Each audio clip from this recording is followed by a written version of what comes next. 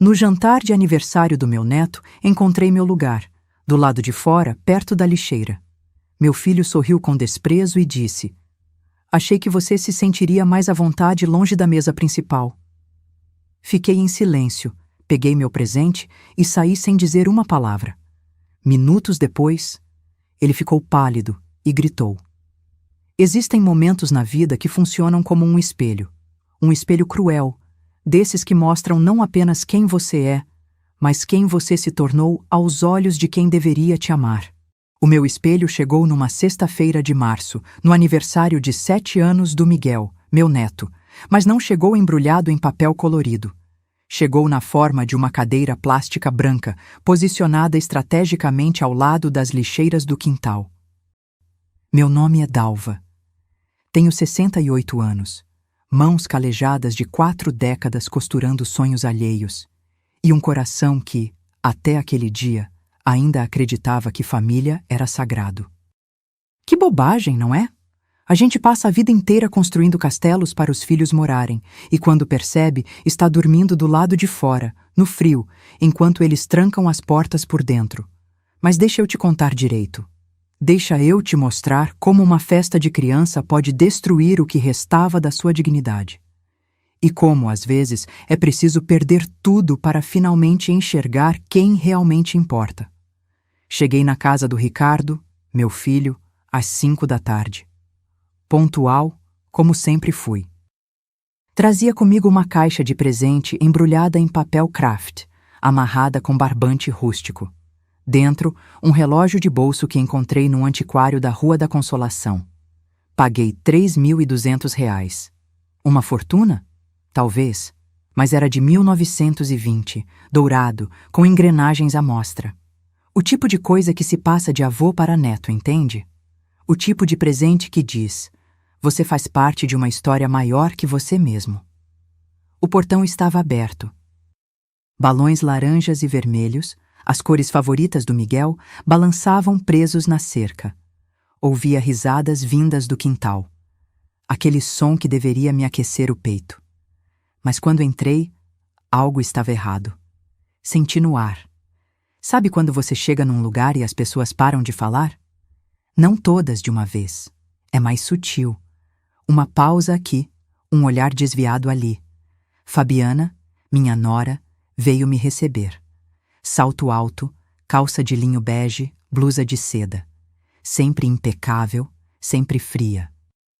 Sorriu, mas era daqueles sorrisos que não chegam nos olhos. Ah, Dalva, você veio. Não foi uma saudação, foi uma constatação, quase uma decepção. Claro que vim, Fabiana. É aniversário do meu neto. Ela olhou para a caixa na minha mão. Seus olhos brilharam, não de emoção, mas de cálculo. Quanto custou? Quanto vale? É útil? Que fofo. Bom, a festa já começou. Vem, vou te mostrar onde você vai ficar. Onde eu vou ficar? Não, vem sentar com a gente. Não, que bom que chegou. Onde eu vou ficar? Como se eu fosse uma mala que precisava ser acomodada em algum canto. Segui ela pelo corredor lateral da casa. Passamos pela sala de jantar, aquela mesa enorme de madeira maciça que eu dei de presente no casamento deles, já estava posta. Toalha bordada, louças novas, arranjo de flores no centro, cadeiras estofadas ao redor, cada uma com um cartãozinho indicando o nome dos convidados. Vi Marcos, pai da Fabiana, Teresa, mãe dela, Amanda, irmã. Não vi meu nome. Chegamos no quintal. A festa estava linda, admito. Decoração de super-heróis, mesa de doces caprichada, pula-pula no canto. Miguel corria com outras crianças, a felicidade estampada no rostinho. Meu coração apertou. Quando foi a última vez que passei um fim de semana com ele? 2 meses? 3? E então vi. No canto do quintal, perto da área de serviço, ao lado das lixeiras que ainda cheiravam ao lixo da manhã, estava uma mesinha dobrável. Dessas de feira. Plástico branco já amarelado. Uma cadeira. Uma só. É aqui, disse Fabiana com aquela voz doce que usava quando queria ser cruel. Achei que você ia preferir um lugarzinho mais tranquilo. Longe da correria das crianças, sabe? para você ficar mais à vontade. Fiquei parada, olhando aquela cadeira, aquele lugar, meu lugar, do lado de fora, do lado do lixo. Foi quando Ricardo apareceu, meu filho. O menino que amamentei, que consolei em noites de febre, que ensinei a andar de bicicleta na pracinha perto de casa. Ele estava diferente, mais duro. Os olhos tinham aquele brilho que eu conhecia bem. O brilho de quem está encurralado e ataca antes de ser atacado. Oi, mãe. Seco, distante. Ricardo, meu filho, feliz aniversário do Miguel, trouxe um presente especial para ele. Ele nem olhou para a caixa, olhou para a mesinha, depois para mim, e sorriu. Um sorriso que eu nunca tinha visto no rosto dele. Um sorriso que doeu mais que qualquer tapa. Achei que você se sentiria mais à vontade longe da mesa principal. Não é mesmo, mãe? Silêncio. O mundo parou. As risadas ao longe viraram um zumbido distante. Senti minhas mãos tremendo, mas mantive o presente firme. Não ia deixar cair. Não ia dar esse gosto. Olhei nos olhos dele. Procurei meu filho ali dentro, mas só encontrei um estranho. Um estranho que eu criei, alimentei, vesti. Um estranho que agora me colocava para comer ao lado do lixo. Não disse nada. Não chorei. Apenas coloquei o presente na cadeira plástica. Virei as costas e saí. Ouvi Fabiana comentar algo com uma convidada enquanto eu atravessava o quintal. Pronto, agora sim a festa pode fluir sem peso morto atrapalhando. Peso morto. Era isso que eu era para eles. Entrei no meu carro, um Palio 2010 que comprei usado, e segurei o volante com força. Respirei fundo, uma vez, duas, três. Não ia chorar ali, não ainda. Liguei o carro e antes de sair, peguei o celular. Fiz uma única ligação. Dr. Mendes, é Dalva. Pode fazer o que conversamos, hoje, agora. Desliguei. Coloquei o carro em movimento. E foi só quando virei a esquina que deixei as lágrimas caírem. Eu não sabia ainda, mas naquele momento, a apenas 20 minutos daquela humilhação, o telefone de Ricardo iria tocar. E tudo, absolutamente tudo, mudaria. Se você quer saber o que aconteceu quando aquele telefone tocou, se inscreva no canal, porque essa história está apenas começando, e o que vem a seguir vai te deixar sem palavras. Mas antes de te contar sobre aquele telefonema que virou o jogo, você precisa entender quem eu sou, porque essa história não começa numa festa de aniversário. Ela começa muito antes, numa casinha simples do bairro da Penha, onde uma menina de 25 anos sonhava em ser mais do que apenas mais uma. Eu me casei com Arnaldo em 1979. Tinha acabado de fazer 25. Ele, 32. Era contador numa empresa de transportes, ganhava razoavelmente bem para a época.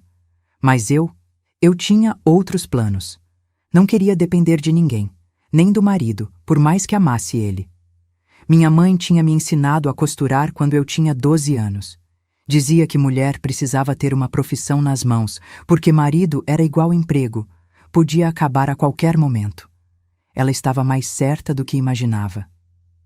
Comecei costurando na sala de casa. Uma máquina Singer antiga que minha mãe me deu de presente de casamento. Consertos, barras de calça, ajustes em vestidos. 5, 10 reais por serviço. Parecia pouco, mas eu guardava cada centavo numa lata de biscoito escondida no armário da cozinha. Arnaldo achava graça. Meu cofre particular, eu dizia. Ele ria, me beijava a testa, dizia que eu era teimosa demais. Ricardo nasceu em 82, um bebê gordinho, cheio de cólicas, que não me deixava dormir. Mas mesmo assim eu costurava. De madrugada, com ele no colo, o barulho da máquina acalmava o choro dele. Era nós dois contra o mundo, mãe e filho. Pensei que esse vínculo nunca se quebraria. Que ingênua eu fui. Os anos passaram. Ricardo cresceu. Meu negócio também. Em 1990, aluguei um pontinho pequeno na Rua Oriente. 15 metros quadrados. Mas era meu. Coloquei uma placa. Ateliê Dalva, costuras e tecidos finos. Arnaldo ficou orgulhoso. Disse que eu tinha tino comercial, coisa que ele nunca teve. Foi quando a vida resolveu me testar de verdade. 94. Arnaldo chegou do trabalho reclamando de dor de cabeça. É só cansaço, ele disse. 3 horas depois, estava desmaiado no chão da cozinha. AVC. Derrame cerebral. 47 anos.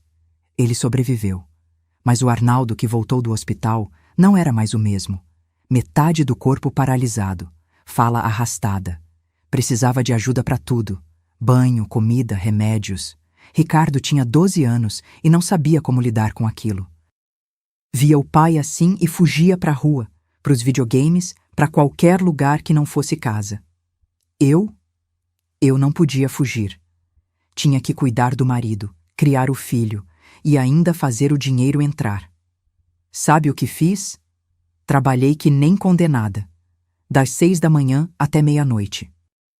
Levantava, dava banho no Arnaldo, deixava ele arrumado, preparava comida, levava Ricardo para a escola, abria a loja, atendia clientes, voltava correndo no almoço, dava remédio para o marido, voltava para a loja, fechava às 6, passava no mercado, fazia janta, ajudava Ricardo na lição, dava banho no Arnaldo de novo, colocava ele para dormir. E então, só então, eu me permitia sentar no sofá e chorar. Mas chorando não se paga conta. Então eu enxugava as lágrimas e voltava para a máquina de costura. Tinha encomendas acumuladas, vestidos de festa, ternos, reformas. Cada ponto que eu dava era um ponto a mais na nossa sobrevivência. Ricardo via tudo isso. Via a mãe se matando de trabalhar. Mas sabe o que ele aprendeu? Que dinheiro caía do céu. Que a vida era fácil. Porque por mais que eu suasse, eu nunca deixei faltar nada para ele. Uniforme novo, tênis de marca, mesada, cursinho. Eu me virava. Sempre me virei. 2003. Arnaldo faleceu. 61 anos. O corpo finalmente cansou de lutar. Ricardo tinha 21. Estava na faculdade de administração, que eu pagava. No enterro, ele chorou. Mas foram lágrimas rápidas. 2 semanas depois, já estava pedindo dinheiro para sair com os amigos. Mãe, a vida continua, né? Continuava. Mas para quem? Com Arnaldo em paz, eu tive uma escolha. Afundar ou nadar? Escolhi nadar. Peguei o dinheiro do seguro de vida dele, R$80 mil, e investi na loja. Comprei o ponto em vez de alugar. Ampliei. Passei a vender tecidos importados, aviamentos, máquinas de costura profissionais. A clientela cresceu. Costureiras, estilistas, estudantes de moda. Todos vinham na Dalva. 2006, abri a segunda loja. 2011, a terceira. Ricardo já estava formado, mas não queria trabalhar com coisa de velho, como ele dizia. Arrumou um emprego numa empresa de eventos. Ganhava mal, mas tinha orgulho demais para admitir. Foi quando ele conheceu a Fabiana.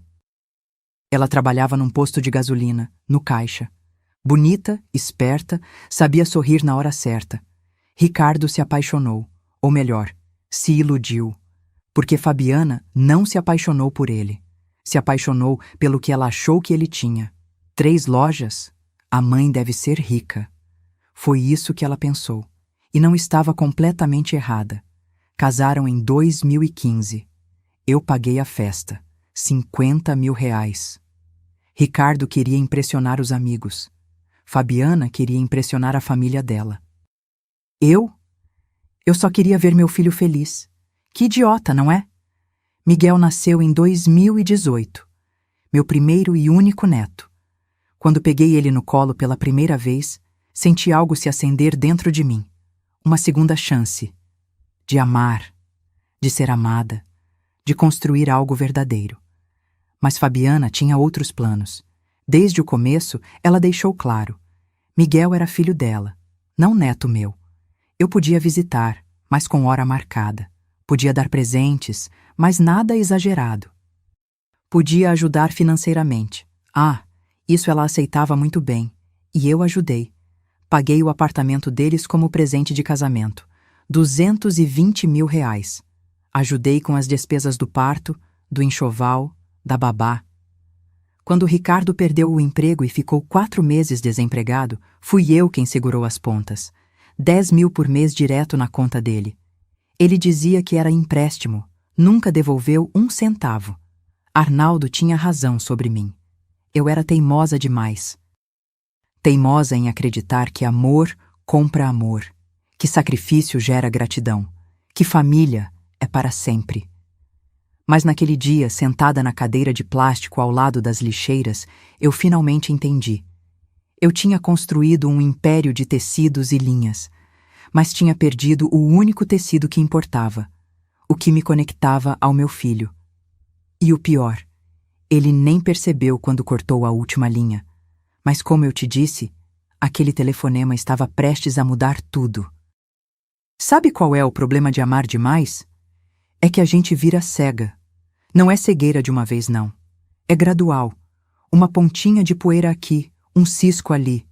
Até que um dia você percebe que está enxergando tudo embaçado. E já é tarde demais. Os sinais começaram logo depois que Arnaldo morreu. Ricardo tinha 21 anos, estava na faculdade. Ligou chorando uma noite, dizendo que tinha se metido numa enrascada. Cartão de crédito estourado. Disse que tinha sido burro, que tinha saído demais, que tinha comprado besteira. R$ 2.700. Para mim, naquela época, era quase 1 mês de lucro da loja.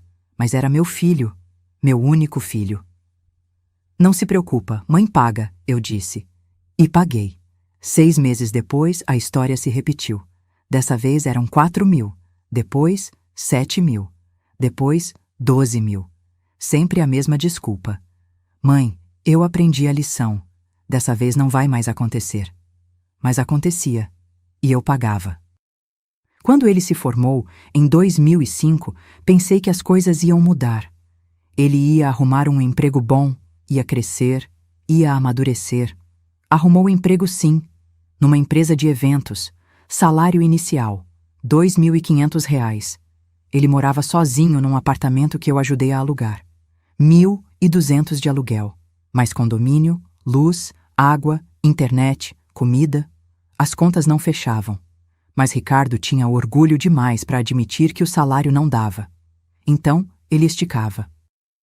E quando o elástico arrebentava, adivinha quem segurava os pedaços? Foi nessa época que eu comecei a ouvir uma vozinha na minha cabeça. Uma voz que dizia: Dalva, você está criando um homem criança.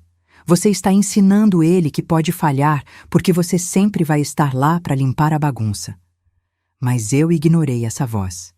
Porque mãe faz isso, não faz? Mãe sempre acha que é só mais uma vez. Só mais um empurrãozinho. Depois ele vai andar sozinho. Mentira. Quando ele conheceu Fabiana, em 2013, eu devia ter visto. Devia ter percebido. Ela apareceu num churrasco que eu fiz em casa, num domingo. Ricardo tinha pedido para levar uma amiga. Ela chegou de salto, roupa justa, maquiagem pesada para uma tarde de domingo. Sorriu muito, falou pouco, mas os olhos dela faziam inventário de tudo. A casa, os móveis, o carro na garagem. Seu filho me falou que você tem 3 lojas, ela disse, enquanto me ajudava a arrumar a mesa. Não foi um comentário casual, foi uma investigação. Tenho sim, trabalho com tecidos. Que sucesso, nossa! Você deve ter feito uma fortuna. Fortuna. A palavra saiu da boca dela com aquele brilho, aquele interesse que não era em mim, mas no que eu tinha. Eles namoraram 2 anos. Nesse meio tempo, Ricardo continuava vivendo acima do que ganhava. Trocou de carro, financiado, claro, viagens com Fabiana para a praia, roupas de marca, restaurantes caros. E quando o dinheiro acabava no meio do mês, ele ligava. Mãe, você pode me emprestar 2.000? É que surgiu uma emergência. Que emergência? Nenhuma. Ele só não sabia dizer não para Fabiana. E Fabiana tinha gostos caros. O pedido de casamento veio em 2014.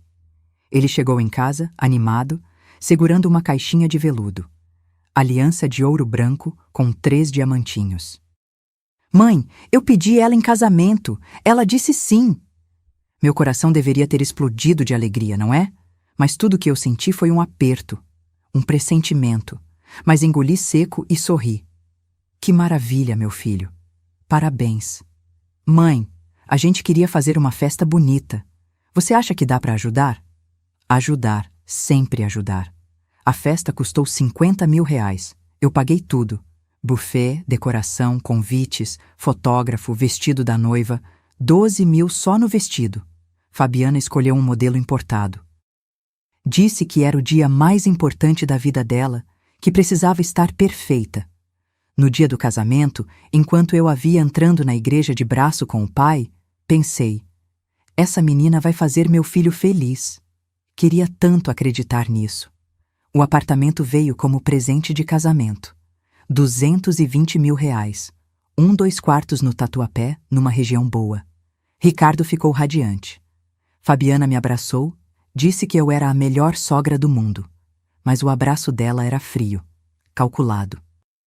Miguel nasceu em abril de 2018. Quando vi meu neto pela primeira vez, tudo fez sentido de novo. Aquele rostinho enrugado, os olhinhos fechados, as mãozinhas minúsculas, ele era minha redenção, minha segunda chance. Posso pegar ele no colo? Perguntei, com o coração acelerado. Claro, Dalva. Só não acostuma mal, viu? Fabiana riu, mas não era brincadeira. Nos primeiros meses, eu visitava toda semana. Levava fraldas, roupinhas, ajudava com o que precisava. Mas aos poucos, Fabiana começou a colocar limites. Dalva, melhor ligar antes de vir, para não atrapalhar a rotina do bebê. Dalva, não precisa trazer presente toda vez, você vai mimar demais ele. Dalva, acho melhor você não vir no fim de semana, a gente precisa de tempo em família. Tempo em família, como se eu não fosse família. Foi também depois do nascimento do Miguel que os pedidos de dinheiro aumentaram. Licença maternidade da Fabiana não pagava o suficiente. Ricardo tinha perdido o emprego de novo, precisavam de ajuda com as contas. Mãe, só até eu arrumar outra coisa, prometo que devolvo. 10.000 por mês. Durante 4 meses, R$ 40.000.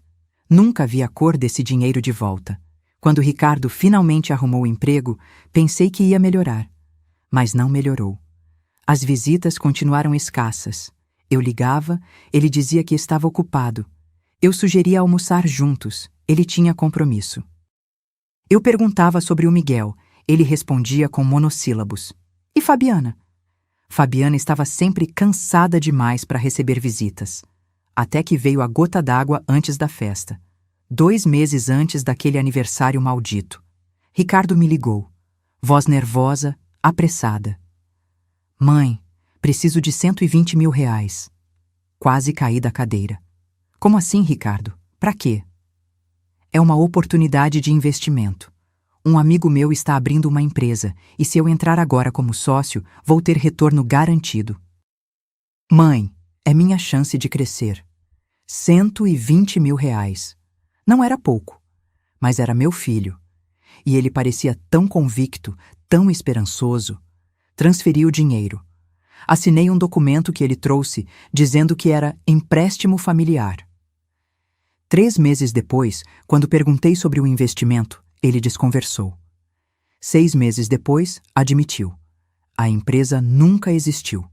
O dinheiro tinha ido para pagar dívidas dele e da Fabiana. Dívidas que eu nem sabia que existiam. Mãe, me desculpa. Eu não queria mentir, mas a gente estava desesperado. Desesperados, vivendo num apartamento que eu dei, com carro zero na garagem, roupas caras no armário, jantares fora toda semana, mas desesperados. E eu, mais uma vez, engoli. Mais uma vez, perdoei. Porque era meu filho. Porque eu ainda acreditava que, no fundo, ele me amava. Que ilusão ridícula. Os 2 últimos anos foram um deserto. Eu via Miguel 3, 4 vezes por ano. Sempre por insistência minha. Sempre com hora marcada. Sempre com Fabiana controlando cada minuto. Ricardo mal conversava comigo. Quando ligava, era sempre para pedir algo: dinheiro, favor, indicação. Eu tinha me tornado uma conta bancária ambulante. Não era mais mãe, era fornecedora. E naquele dia, na festa, quando vi a cadeira de plástico ao lado do lixo, tudo ficou claro, cristalino, dolorosamente óbvio. Eu não era mais bem-vinda. Eu era um incômodo, um peso morto, mas eles cometeram um erro fatal. Eles acharam que eu ia aceitar calada, que ia abaixar a cabeça e engolir mais essa, que a Dalva de sempre, a Dalva que perdoava tudo, ia continuar lá, esperando as migalhas de afeto deles. Mas aquela Dalva morreu naquele quintal. E aqui entrou no carro e fez aquela ligação para o Dr. Mendes. Essa era outra pessoa, alguém que eu deveria ter sido há muito tempo, alguém que não tinha mais nada a perder. 20 minutos. Foi só o que levou para o mundo deles desabar. 20 minutos entre a minha saída e o telefonema que mudou tudo.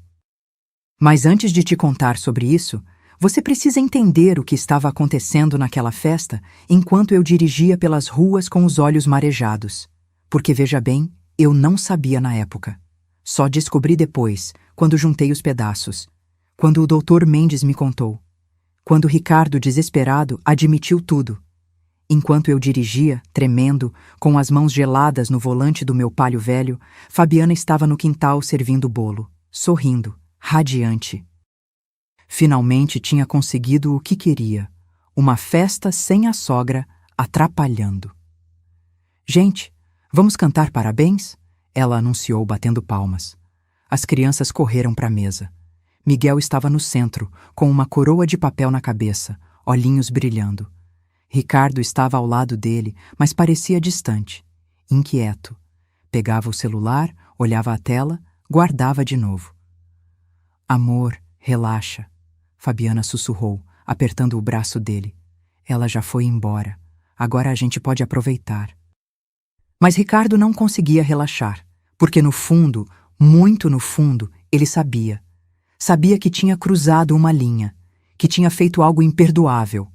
A gente sempre sabe, não sabe? Quando machuca alguém de propósito, quando humilha, quando destrói. Eles cantaram parabéns. Miguel apagou as velinhas. Todos aplaudiram. E foi nesse momento, nesse exato momento de falsa felicidade, que o telefone de Ricardo tocou. Número desconhecido. Ele quase não atendeu. Mas algo o fez levar o aparelho até a orelha. Alô? Ricardo? Aqui é o Dr. Mendes, advogado da sua mãe. O coração dele disparou. Eu sei porque ele me contou depois, com aquela voz trêmula de quem ainda não acredita no que aconteceu. Dr. Mendes, aconteceu alguma coisa com minha mãe? Sua mãe está bem. Aliás, está ótima. Ligou há pouco pedindo para eu executar imediatamente um procedimento que vínhamos discutindo há algumas semanas. Ricardo afastou-se da mesa. Foi até o canto do quintal, perto de onde eu tinha estado sentada 20 minutos antes. As lixeiras ainda estavam lá. A cadeira de plástico também. Ele olhou para aquela cena e sentiu algo gelado descer pela espinha. Que procedimento? A doação oficial do imóvel comercial localizado na Rua Aurora, número 432. O registro já está sendo lavrado no cartório. Amanhã de manhã estará concluído. Silêncio. Um silêncio tão profundo que o doutor Mendes achou que a ligação tinha caído. Ricardo, está me ouvindo? Doação? A voz dele saiu rouca. Doação para quem? Para o Instituto São Francisco de Assistência aos Idosos. Sua mãe foi muito clara nas instruções. O imóvel será transferido integralmente, sem ônus, para a instituição. Eles vão transformá-lo numa casa de acolhimento para idosos, em situação de abandono familiar. Abandono familiar. As palavras ecoaram na cabeça de Ricardo como uma sirene. Mas esse imóvel vale quanto? O Dr. Mendes fez uma pausa proposital. Ele sabia exatamente o que estava fazendo. Pela última avaliação de mercado, R$680 mil. É o maior e mais valorizado dos 3 imóveis comerciais que sua mãe possui. Possuía, melhor dizendo. Ricardo sentiu as pernas fraquejarem. Apoiou-se na parede. 680 mil reais, jogados fora, doados para estranhos. Ela não pode fazer isso. Ela não está em sã consciência. Eu vou contestar. Pode tentar, disse o Dr. Mendes, e havia uma frieza educada na voz dele. Mas preciso informá-lo que sua mãe passou por avaliação psicológica completa há 3 semanas. Laudo assinado por 2 psiquiatras independentes atestando plena capacidade mental. Além disso, a doação foi decidida e documentada em vídeo, onde ela explica seus motivos. Está tudo absolutamente legal. Motivos? Que motivos? Outra pausa. Mais longa dessa vez. Talvez você deva conversar com ela sobre isso. Boa noite, Ricardo. A ligação caiu. Ricardo ficou parado, olhando para o celular como se fosse uma cobra venenosa. 680 mil reais. 680 mil reais que ele já considerava seus, que ele já tinha gastado mentalmente, que ele e Fabiana já tinham planejado usar. Por quê? E aqui está o segredo que eu só descobri depois. Eles não estavam apenas sendo egoístas, eles estavam desesperados. Ricardo tinha dívidas que eu nem imaginava. 53 mil reais espalhados em 4 cartões de crédito, mais 22 mil num empréstimo consignado que ele tinha feito escondido. E Fabiana? Fabiana tinha aberto crediário em 6 lojas diferentes. Roupas, sapatos, bolsas, eletrônicos. 68 mil reais em prestações que eles não conseguiam mais pagar. No total, 143 mil reais de dívidas. E o salário dos 2 juntos não chegava a 10 mil por mês. Eles estavam afundando, e a tábua de salvação deles era eu. Ou melhor, era minha herança. Nos últimos 6 meses, Ricardo e Fabiana tinham desenvolvido um plano que me arrepia até hoje quando penso nele. Eles tinham visitado 3 casas de repouso. Não as boas, não. As baratas. Aquelas que cobram 2.800 por mês e colocam 4 idosos num quarto minúsculo. Comida ruim, roupa velha, cheiro de mofo e desinfetante. O plano era simples. Convencer a todos, médicos, familiares, conhecidos, que eu estava ficando caduca. Que estava esquecida, confusa, incapaz de cuidar de mim mesma. Depois, me internariam. Ricardo pediria uma procuração, alegando que precisava cuidar dos meus negócios enquanto eu me recuperava. E com essa procuração, ele venderia tudo, os 3 imóveis comerciais, o apartamento. Liquidaria os investimentos, mais de 1.200.000 reais no total. Pagaria as dívidas. Ficaria com o resto. E eu ficaria esquecida num asilo vagabundo até morrer. Fabiana tinha até escolhido o lugar. Casa de repouso Recanto do Sol. Bairro periférico. 2.800 reais por mês. Ela tinha pegado o folheto, mostrado para o Ricardo. Olha, amor, é dentro do nosso orçamento. E fica longe. Ninguém vai ficar visitando, perguntando. Ricardo tinha hesitado.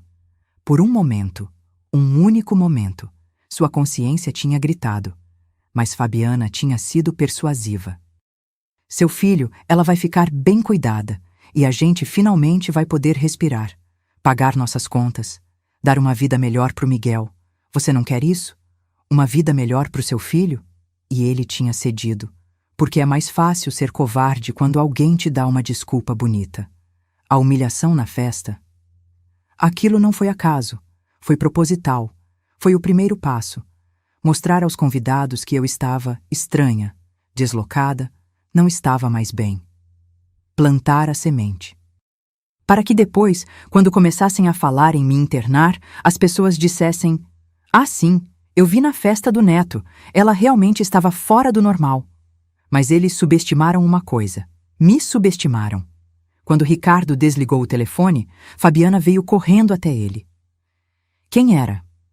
Ele olhou para ela, e pela primeira vez em muito tempo sentiu raiva. Raiva dela. Raiva de si mesmo, raiva do monstro que eles tinham se tornado. Era o advogado da minha mãe. E daí? O que ele queria? Ela doou a Rua Aurora. Fabiana ficou branca. Branca igual cera de vela. Doou? Como assim doou? Doou para um instituto de idosos, R$ 680 mil. Foram embora. E então Fabiana fez algo que ninguém esperava. Ela gritou, berrou. No meio da festa, na frente de todos os convidados, ela perdeu completamente o controle. Aquela velha louca, aquela insana, ela não pode fazer isso. Esse dinheiro é nosso. Os convidados ficaram paralisados. As crianças pararam de brincar. Miguel começou a chorar. E Ricardo, pela primeira vez, viu Fabiana pelo que ela realmente era. Um monstro que ele tinha ajudado a criar, que ele tinha alimentado, com minha dor, com meu dinheiro, com minha solidão. A festa acabou ali. As pessoas foram embora constrangidas, cochichando, e Ricardo ficou sozinho no quintal, sentado naquela cadeira de plástico onde eu tinha estado, olhando para as lixeiras, sentindo o cheiro do lixo, finalmente entendendo onde ele tinha colocado a própria mãe. E chorando. Chorando porque já era tarde demais. Ou será que não? Mas deixa eu voltar um pouco, porque você precisa entender o que estava passando pela minha cabeça naquele momento.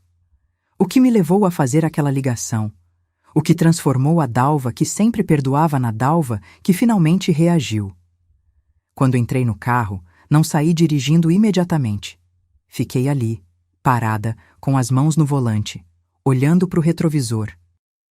Vendo aquela casa onde meu filho morava. A casa que eu ajudei a pagar. Onde meu neto estava crescendo. E onde eu, aparentemente, não era mais bem-vinda. Sabe qual foi o pior? Não foi a cadeira de plástico. Não foi a proximidade com as lixeiras. Foi o olhar do Ricardo. Aquele sorriso frio. Aquela satisfação cruel em me ver humilhada. Meu filho tinha prazer em me machucar. Quando você percebe isso, que alguém que você ama sente prazer na sua dor, algo dentro de você quebra. Não é uma quebra ruidosa, não. É silenciosa. Como um copo de cristal que racha por dentro, mas ainda mantém a forma. Até que um dia, no menor dos toques, ele se despedaça completamente. Eu tinha me despedaçado naquele quintal. Respirei fundo. 1 vez, 2, 3. Tentando entender. Tentando encontrar justificativas. Talvez ele esteja estressado, talvez seja coisa da Fabiana. Talvez ele não percebeu como aquilo me machucou. Mas eu sabia. No fundo eu sempre soube, só não quis admitir. Foi quando meu celular vibrou. Uma mensagem. De quem? Da Lourdes, uma antiga vizinha que tinha sido convidada para a festa. A gente não era próxima, mas se conhecia há anos. Dalva, tá tudo bem? Vi você saindo. Que situação horrível, minha filha. Se precisar conversar, estou aqui. Situação horrível. Então não era só impressão minha. Outras pessoas tinham visto, tinham percebido a humilhação. E ficaram com pena de mim. Pena. Eu tinha virado objeto de pena. Abri o WhatsApp. Fui nos nossos últimos diálogos, meu e do Ricardo. Precisava ver. Precisava confirmar se era só impressão ou se realmente havia um padrão. Rolei as conversas, meses e meses. E sabe o que vi? Eu mandava mensagem todo dia. Bom dia, meu filho. Almoçou bem? Como está o Miguel? Precisa de alguma coisa? As respostas dele, monossilábicas, quando respondia. Oi. Tá. Depois eu vejo. Ocupado. E as únicas vezes que ele iniciava uma conversa, era para pedir algo. Mãe, preciso de um favor. Mãe, você pode emprestar? Mãe, tá com um tempinho? Preciso falar sobre uma coisa. Sempre algo. Nunca um, como você está? Nunca um, faz tempo que não te vejo. Vamos almoçar? Nunca. Fechei o celular. E foi nesse momento que algo dentro de mim endureceu, cristalizou. Como metal que esfria e vira aço. Eu tinha sido burra, patética. Uma velha boba que achava que amor de mãe era suficiente, que achava que se continuasse dando, uma hora ele ia retribuir. Que ele ia acordar e perceber que tinha uma mãe que o amava, que faria qualquer coisa por ele. Mas ele sabia disso, e usava isso contra mim. Peguei o celular novamente. Dessa vez, Liguei para alguém que eu não falava fazia um tempinho, Dr. Júlio Mendes, meu advogado há 15 anos. Um homem sério, meticuloso, que tinha cuidado de todos os meus documentos, contratos, escrituras. 3 semanas antes, eu não tinha contado isso para ninguém. Eu tinha marcado uma reunião com ele. Uma reunião estranha, que nasceu de uma desconfiança, de um medo. Porque 2 semanas antes daquela conversa, eu tinha escutado sem querer uma ligação de Fabiana. Eu estava na casa deles, tinha ido levar umas roupinhas para o Miguel. Fabiana estava no quarto, ao telefone, e eu passei pelo corredor. Não, mãe, ela não desconfia de nada, Fabiana dizia, voz baixa. A gente só precisa ir com calma. Mais uns meses a gente planta a ideia que ela tá ficando caduca. Aí é mais fácil. Meu sangue gelou. Fiquei paralisada no corredor. Não, o Ricardo já concordou. No começo ele ficou em cima do muro, mas eu mostrei as contas para ele. A gente não tem escolha. É ela ou a gente. Saí dali sem fazer barulho, sem confrontar. Porque se eu confrontasse, eles iam negar. Iam dizer que era mal entendido. Iam me fazer parecer louca. Então fui atrás de provas. Contratei um investigador particular. Carlos Henrique, ex-policial, discreto. Pedi para ele investigar meu próprio filho e minha nora. Descobrir onde eles estavam indo, com quem falavam, o que faziam. Custou caro. R$ 8.000 por 2 semanas de trabalho. Mas valeu cada centavo. Ele descobriu as visitas às casas de repouso. Descobriu as dívidas escondidas. Descobriu conversas entre Ricardo e Fabiana sobre quando a velha morrer. Descobriu tudo. E quando o Dr. Mendes viu as provas, quando ouviu os áudios que Carlos tinha conseguido gravar, ele me olhou com uma mistura de pena e raiva. Dalva, você precisa se proteger, agora. Foi quando planejamos, quando organizamos tudo. Dr. Mendes me mandou fazer avaliação psicológica completa. 2 psiquiatras diferentes. Laudos técnicos atestando que eu estava em perfeita sanidade mental. Gravamos um vídeo onde eu explicava, com detalhes, por que estava tomando certas decisões. Tudo documentado, tudo legal, tudo blindado contra qualquer tentativa de contestação. Mas eu só vou executar se você me autorizar, Dr. Mendes tinha dito. Quando você sentir que é a hora. A hora tinha chegado. Naquele carro, naquele momento. Ele atendeu no segundo toque. Dalva, está tudo bem? Dr. Mendes, minha voz saiu firme, mais firme do que eu esperava. Pode fazer o que conversamos, hoje, agora. Silêncio do outro lado. Então, tem certeza absoluta? Absoluta. A Rua Aurora? Sim, para o Instituto São Francisco. Como planejamos? Entendido. Vou ligar para o Ricardo em 20 minutos para informá-lo oficialmente. Como procurador dos seus interesses, preciso fazer isso. Perfeito. Dalva, você está bem? Emocionalmente? Essa pergunta me pegou desprevenida. Lágrimas arderam nos meus olhos, mas não caíram. Ainda não. Estou, doutor. Pela primeira vez em muito tempo, estou bem. Desliguei. Coloquei o carro em movimento. E foi só quando virei a esquina, quando aquela casa desapareceu do retrovisor, que eu deixei as lágrimas finalmente caírem. Mas não eram lágrimas de tristeza. Não apenas. Eram lágrimas de raiva, de decepção, de perda, mas também de alívio. De libertação. Porque pela primeira vez na minha vida, eu não estava salvando meu filho. Estava salvando a mim mesma. Dirigi para as lojas. Fechei tudo. Fui para o meu apartamento. Sentei no sofá da sala. Aquele sofá velho, surrado, que Arnaldo e eu compramos há 30 anos. Liguei a televisão só para ter barulho ao fundo. Mas não prestava atenção em nada. Ficava imaginando a cena. O celular do Ricardo tocando. A voz do Dr. Mendes. A notícia caindo como uma bomba. E sabem o que eu senti? Poder. Pela primeira vez em 68 anos, eu tinha poder. Não poder sobre eles. Isso nunca me interessou. Mas poder sobre mim mesma. Sobre minhas escolhas. Sobre meu próprio destino. Ricardo tinha me colocado ao lado do lixo? Então eu ia mostrar para ele o que acontece quando você trata alguém como lixo por tempo demais. Aquela pessoa se levanta, se sacode e vai embora, levando tudo com ela. Meu celular tocou 10, 15 vezes naquela noite. Ricardo, Fabiana, Ricardo de novo. Números desconhecidos. Provavelmente eles usando telefones de outras pessoas. Não atendi nenhuma ligação. Deitei na cama, olhei para o teto e pela primeira vez em anos dormi em paz. Porque eu sabia que tinha feito a coisa certa.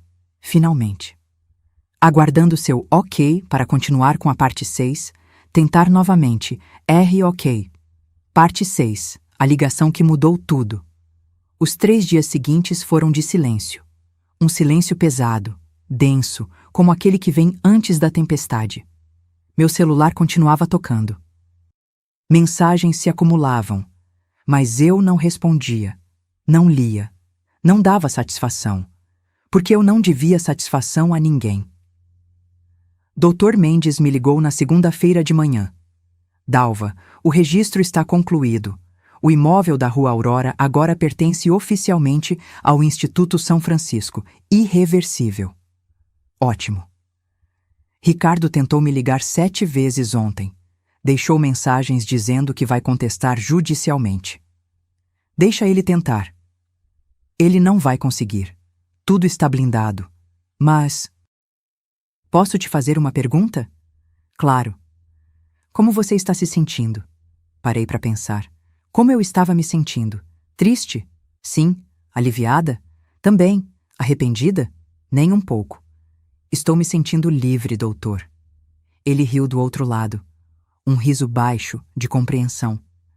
Ótimo, porque o próximo passo você precisa estar ainda mais forte. Próximo passo?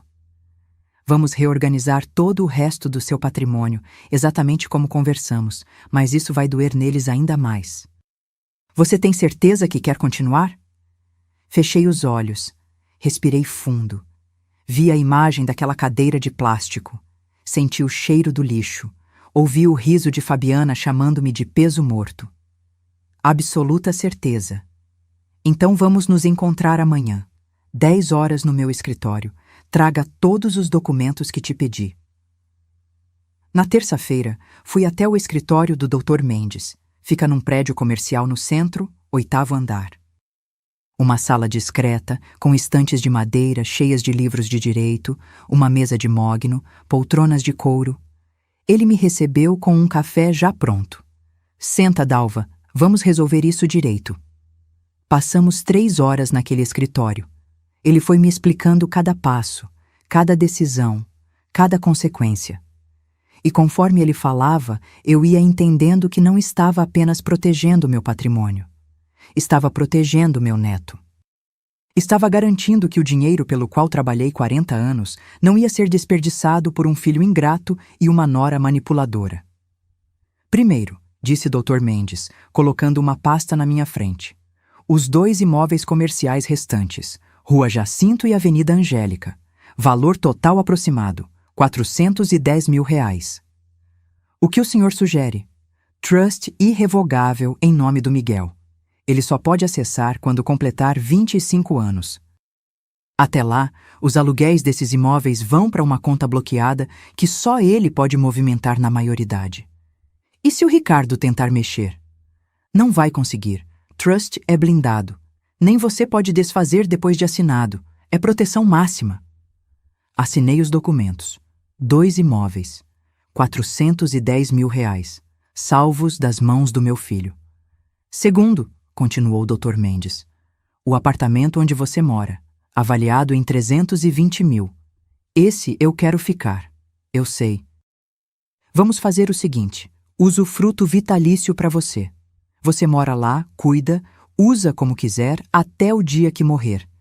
Depois, automaticamente passa para o Miguel. Ricardo não herda nada. Perfeito. Mais documentos assinados. Terceiro, investimentos. Você tem R$890 mil aplicados, correto? Correto. Vamos transferir 70% disso para fundos em nome do Miguel. Também com acesso só aos 25 anos. Você fica com 30% para viver, viajar, fazer o que quiser. Fiz as contas mentalmente. 623 mil pro Miguel, 267 mil para mim. E o Ricardo? Dr. Mendes me olhou com aquela seriedade de quem está prestes a dizer algo importante. Dalva, legalmente, você não é obrigada a deixar nada para ele. Nada. Pode deserdar completamente. Mas se deixar pelo menos alguma coisa, por menor que seja, evita questionamentos futuros.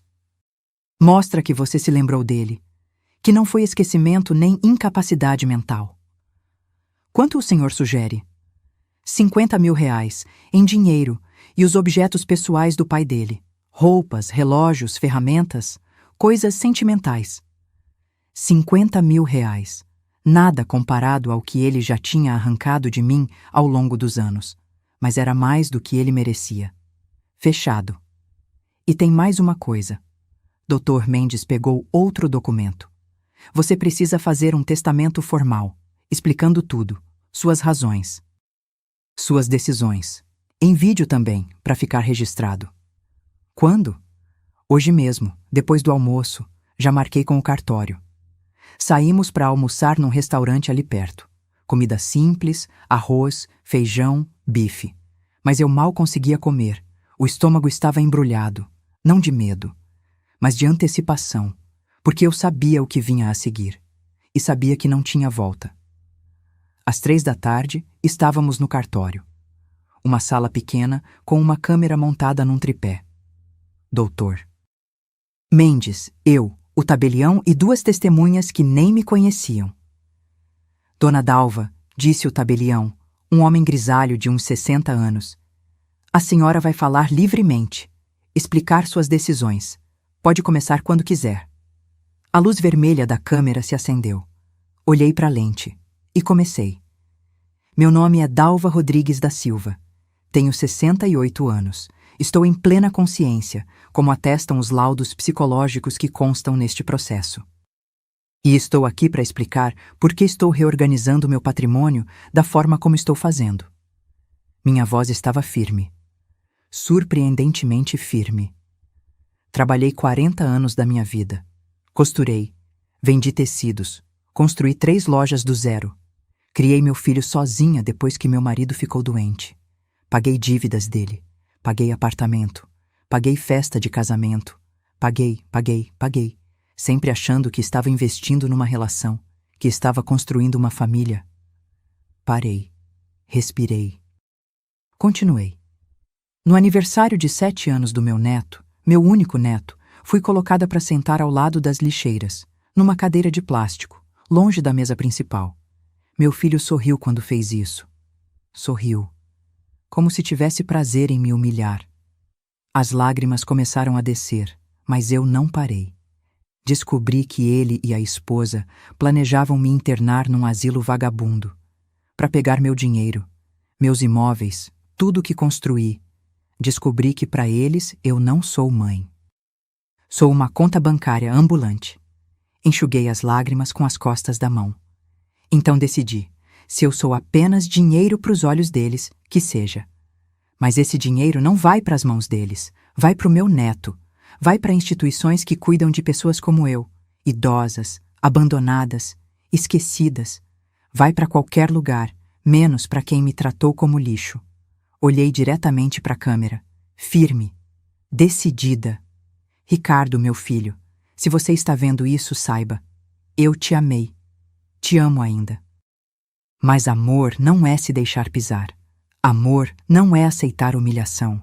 Amor não é ser trouxa a vida inteira esperando migalhas de afeto. Você vai receber 50 mil reais e as coisas do seu pai. O resto vai para quem realmente precisa. E para o Miguel, quando ele tiver idade para saber o valor das coisas. Silêncio. O tabelião fez um gesto indicando que eu podia parar. Mas eu tinha mais uma coisa para dizer. E se alguém, algum dia, questionar se eu estava em perfeito juízo quando fiz tudo isso, estava. Estava mais lúcida do que nunca, porque pela primeira vez na minha vida, eu escolhi a mim mesma. A luz vermelha se apagou. Assinei os documentos finais. Tudo registrado, tudo oficial, irreversível. Quando saí do cartório, o sol estava se pondo. O céu tinha aquele tom alaranjado, quase vermelho. Lindo. Eu parei na calçada só para olhar. Dr. Mendes veio ao meu lado. Como você está? Sorri. Um sorriso pequeno, mas verdadeiro. Estranhamente bem. Dalva, você sabe que agora eles vão vir atrás de você, né? Vão tentar reverter, vão implorar, vão fazer drama. Eu sei. Você está preparada? Olhei para o céu mais uma vez, depois para o Dr. Mendes. Estou, porque eu não tenho mais nada a perder. E eles acabaram de perder tudo. Naquela noite, deitada na minha cama, com o silêncio do apartamento me envolvendo, eu senti algo que não sentia há anos. Paz. Não era a paz de quem está feliz, era a paz de quem finalmente fez o que precisava ser feito, de quem olhou para o espelho e reconheceu a pessoa refletida. Eu tinha recuperado minha dignidade, e ninguém, absolutamente ninguém, ia tirar isso de mim nunca mais. Na quinta-feira, 3 dias depois da festa, eles finalmente apareceram. Eu estava na loja da Rua Jacinto, aquela que agora pertencia ao trust do Miguel, mas que eu ainda administrava, quando a campainha tocou às 10 da manhã. Olhei para a porta, e lá estavam eles, Ricardo e Fabiana. Meu coração disparou por um segundo. Mas respirei fundo, eu estava preparada. Tinha ensaiado esse momento na minha cabeça 1000 vezes. Bom dia, disse, continuando a organizar uns rolos de tecido no balcão. Ricardo estava pálido. Olheiras profundas. Parecia que não dormia direito há dias. Fabiana, ao contrário, estava impecável como sempre. Mas os olhos dela... Os olhos tinham aquele brilho duro, raivoso. Mãe, a gente precisa conversar, disse Ricardo, voz rouca. Então conversem, a loja está aberta. Aqui não, na sua casa, em particular. Olhei bem para ele, para o meu filho. Procurei algum traço de arrependimento genuíno, de dor, de amor. Mas só vi desespero. Desespero de quem perdeu algo valioso. O que vocês têm para dizer, podem dizer aqui mesmo. Fabiana deu um passo à frente. As narinas dilatadas, a mandíbula travada. Dalva, a gente sabe o que você fez. E é um absurdo. Você não pode doar nosso patrimônio assim, sem consultar a família. Nosso patrimônio. Notou? Não seu. Nosso. Patrimônio meu, corrigi calmamente, que eu construí com meu suor, e eu faço com ele o que eu bem entender. Mas a gente é sua família, Ricardo quase gritou. Eu sou seu filho, Miguel é seu neto. Como você pode tirar tudo da gente assim? Apoiei as mãos no balcão. Olhei bem nos olhos dele. Ricardo, me responde uma coisa. Quando você me colocou para sentar ao lado das lixeiras na festa do seu filho, você pensou em mim como família? Silêncio. Ele abriu a boca. Fechou. Não tinha resposta. E quando vocês foram visitar aquelas casas de repouso baratas, continuei, voz firme, vocês pensaram em mim como família? Ou pensaram em mim como um problema que precisava ser resolvido? Ricardo ficou branco. Branco que nem papel. Como você sabe disso? Ah, Ricardo. Sorri. Um sorriso triste. Você realmente achou que eu ia ficar sentada esperando vocês me internarem? Que eu ia deixar vocês pegarem tudo que eu construí sem fazer nada? Foi a vez de Fabiana empalidecer. Você nos investigou? Investiguei. E descobri muita coisa interessante. Peguei uma pasta que estava embaixo do balcão. Coloquei na frente deles com um baque seco. Abri. Dentro, fotografias, documentos, prints de conversas. Vocês foram visitar 3 casas de repouso em 2 meses. Casa de repouso. Recanto do Sol foi a escolhida, não foi? 2.800 por mês. 4 idosos por quarto. Comida ruim. Cheiro de mofo. Ricardo tentou falar, mas eu levantei a mão. Não. Agora quem fala sou eu. Vocês ficaram 6 meses planejando como me tirar de cena, como me fazer parecer louca, incapaz, como pegar uma procuração e vender tudo. Mais de R$ 1.200.000. Era esse o valor da minha vida para vocês, não é? As lágrimas começaram a descer pelo rosto do Ricardo. Mas não eram lágrimas de arrependimento. Eram lágrimas de desespero, de quem foi pego. Mãe, eu não queria. Foi a Fabiana que... Não! Fabiana explodiu. Não joga isso em mim. Você concordou com tudo.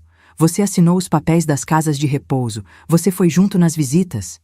E ali, bem na minha frente, eles começaram a se implodir. A jogar a culpa um no outro. Você que estava desesperada por causa das dívidas, Ricardo gritou. Dívidas que você também fez. Aquele carro importado foi ideia de quem? Aquelas viagens para a praia todo mês? Você gastou R$ 68.000 em roupa. 68 mil! E você perdeu 120 mil num investimento que nunca existiu. Fiquei ali, parada, assistindo meu filho e minha nora se destruírem na frente dos meus olhos. E sabe o que senti? Nada. Absolutamente nada. Como se estivesse assistindo 2 estranhos brigando na rua. Chega! Disse, voz baixa, mas firme. Eles pararam. Olharam para mim. Vocês 2 estão afundados em dívidas. R$ 143.000 no total. Eu sei. Sei de cada cartão estourado, de cada empréstimo, de cada prestação atrasada. Ricardo engoliu seco. E sabe qual é a diferença entre eu e vocês? Quando eu estava com dificuldade, eu trabalhava mais. Eu me virava. Eu não planejava internar minha família num asilo vagabundo para roubar dinheiro. A gente não ia roubar, Fabiana berrou. A gente ia só administrar. Você ia ficar bem cuidada. Ri. Uma risada amarga, sem humor. Bem cuidada. Num quarto com mais 3 idosos, comendo comida fria, tomando banho de mangueira, sem receber visita porque vocês iam estar ocupados gastando meu dinheiro. Isso é ser bem cuidada? Silêncio constrangedor. Vocês querem saber o que eu fiz com o patrimônio? Vou contar. A Rua Aurora, que vale 680 mil, foi doada para o Instituto São Francisco, uma instituição séria que cuida de idosos abandonados por famílias amorosas como a de vocês. Fabiana colocou a mão na boca. Ricardo fechou os olhos. Os outros 2 imóveis, Rua Jacinto e Avenida Angélica, foram transferidos para um trust irrevogável em nome do Miguel. Ele só acessa aos 25 anos, vocês não podem mexer, nem eu posso mais desfazer. Mas ele é nosso filho, Ricardo gaguejou. Exatamente. E por ser filho de vocês, ele precisa de proteção. Proteção de pais que torrariam 1 milhão em 5 anos e não deixariam nada para o futuro dele. Peguei outro documento da pasta. 70% dos meus investimentos também foram transferidos para o Miguel. O apartamento onde eu moro fica comigo até eu morrer. Depois passa para ele. E vocês, Ricardo e Fabiana... Fiz uma pausa dramática. Vocês vão herdar R$ 50.000 em dinheiro e os objetos pessoais do Arnaldo. Suas roupas, relógios, ferramentas, as coisas do pai dele, Ricardo. Coisas que deveriam ter valor sentimental, mas para vocês, imagino que não tenham. Ricardo caiu numa cadeira que tinha ali na loja. Colocou as mãos no rosto. Os ombros tremiam. Mãe, a gente está afundado. 143 mil de dívida. Se a gente não pagar, vão penhorar o apartamento. A gente vai perder tudo. E eu deveria me importar com isso. Por que exatamente? Ele levantou o rosto, vermelho, molhado de lágrimas. Porque você é minha mãe. Essa frase. Essa maldita frase. Como se ser mãe significasse aceitar tudo, perdoar tudo, salvar sempre, mesmo quando estão te afogando. Eu sou sua mãe, Ricardo. Sou mesmo. Fui sua mãe quando você tinha cólica de bebê e eu passava a madrugada acordada. Fui sua mãe quando paguei sua faculdade. Fui sua mãe quando perdoei suas dívidas 1, 2, 10 vezes. Fui sua mãe quando você me humilhou na festa do seu filho e mesmo assim ainda te amava. Caminhei até ficar perto dele, olhando de cima. Mas sabe o que eu não vou mais ser? Não vou mais ser sua vítima. Não vou mais ser sua conta bancária. Não vou mais ser aquela velha patética que aceita qualquer migalha de afeto em troca de dinheiro. Mãe, por favor. Não. A palavra saiu como um corte. Não tem por favor. Não tem súplica que reverta isso. Tá tudo assinado, registrado, blindado. Vocês podem até tentar contestar na justiça. Vão perder. Vão gastar mais dinheiro de advogado que não tem. E vão perder. Fabiana, que estava quieta até então, explodiu novamente. Você é uma velha egoísta. Você vai deixar seu próprio filho na merda por causa de um orgulho idiota. Olhei para ela, bem nos olhos. Não é orgulho, Fabiana. É dignidade, uma coisa que você nunca vai entender. Você vai se arrepender, ela gritou vindo em minha direção. Dei um passo atrás, firme. Se você colocar a mão em mim, eu chamo a polícia. E aí vocês vão ter mais um problema para resolver. Ela parou, tremendo de raiva. Ricardo levantou, puxou Fabiana pelo braço. Vamos embora. Ela não vai mudar de ideia. Ele estava certo. Eu não ia. Eles foram até a porta. Ricardo parou, virou-se para mim uma última vez. E o Miguel? Você vai abandonar seu neto também? Essa doeu. Doeu como uma facada. Não. Miguel eu não abandono, mas o acesso a ele vai ser através da justiça agora. Vou entrar com pedido de convivência. Um juiz vai decidir. Você não vai conseguir. Vamos ver. Eles saíram batendo a porta. O sino da loja tilintou alto, estridente. Fiquei sozinha, no silêncio, com o coração batendo forte, as mãos tremendo. Sentei na cadeira onde Ricardo tinha estado e, finalmente, deixei as lágrimas caírem. Mas não eram lágrimas de arrependimento. Eram lágrimas de alívio, porque pela primeira vez eu tinha dito tudo o que precisava dizer e não tinha voltado atrás. Os 2 meses seguintes foram os mais difíceis da minha vida. Não pela falta de dinheiro. Eu ainda tinha minhas lojas, meus aluguéis, minha aposentadoria. Mas pela solidão, pela ausência, pelo vazio que o Miguel deixava. Porque, veja bem, eu podia estar brava com Ricardo e Fabiana. Podia ter cortado eles da minha vida financeira. Mas o Miguel? O Miguel era inocente em tudo isso. Era uma criança de 7 anos que não tinha culpa de ter pais manipuladores. E eles sabiam disso. Sabiam que essa era minha fraqueza. E usaram contra mim. Bloquearam meu número. Instruíram a escola a não me deixar buscar o Miguel. Quando eu aparecia na porta deles, não abriam. Deixavam o interfone tocar, tocar, tocar.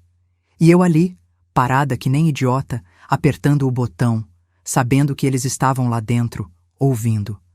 Foi na 3ª semana que tomei a decisão. Liguei para o Dr. Mendes. Quero entrar com pedido de convivência do neto, direito de avó. Dalva, você tem certeza? Isso vai gerar mais conflito ainda. Tenho. E quero que você investigue a situação financeira deles também, se estão colocando o bem-estar do Miguel em risco por causa das dívidas. Isso é sério. Eu sei, mas é a verdade. E a verdade precisa aparecer. 2 semanas depois, entramos com a ação. Pedido de convivência. Direito de visita todo 2º e 4º domingo do mês, mais um dia durante a semana. Era o que a lei permitia. Ricardo ficou furioso. Me ligou pela primeira vez em semanas. Você está processando a gente agora? Que tipo de mãe faz isso? O tipo de mãe que não aceita ser impedida de ver o neto. O tipo de avó que sabe que a criança precisa de outras referências além de pais endividados e desesperados. Você não vai conseguir. Vamos ver. Mas enquanto o processo judicial andava devagar, porque justiça no Brasil é assim, né? Devagar como lesma, eu fui tomando outras atitudes. Voltei a viver. Parece simples, mas não era. Porque eu tinha passado os últimos 10 anos vivendo em função do Ricardo. E antes disso, em função do Arnaldo doente. E antes disso, em função da loja. Eu nunca tinha vivido por mim. Comecei devagar. Matriculei-me numa academia. Hidroginástica, 3 vezes por semana. No começo, achei que ia odiar, mas era bom. A água morna, os exercícios suaves, as outras senhoras conversando, rindo. Fiz amizade com a dona Cristina, 72 anos, viúva também. Ela me disse algo que ficou gravado. Dalva, a melhor vingança é ser feliz, quando eles virem você, bem, vivendo, sorrindo. Aí sim vão entender o que perderam. Também voltei para o Instituto São Francisco, não só como doadora, mas como voluntária. Todo sábado de manhã eu ia lá. Conversava com os idosos, ouvia histórias, levava bolo que fazia em casa. E sabe o que descobri? Muitos deles tinham histórias parecidas com a minha. Filhos ingratos, famílias que os abandonaram. Solidão disfarçada de cuidado. Foi ali que conheci o Sr. Osvaldo. 83 anos, ex-contador, morador do Instituto há 5 anos. Os filhos tinham pegado a casa dele, vendido, prometido cuidar dele. Resultado? Deixaram ele lá e nunca mais voltaram. Mas eu tô bem aqui, viu, Dalva? Ele dizia, sorrindo com aquele sorriso banguela. Tenho teto, comida, amigos, tenho mais dignidade aqui do que tinha na casa deles, sendo tratado como estorvo. Era verdade. O instituto era simples, mas digno. Quartos limpos, comida boa, atividades, respeito. Tudo que Ricardo e Fabiana não iam me dar naquelas casas horríveis que tinham visitado.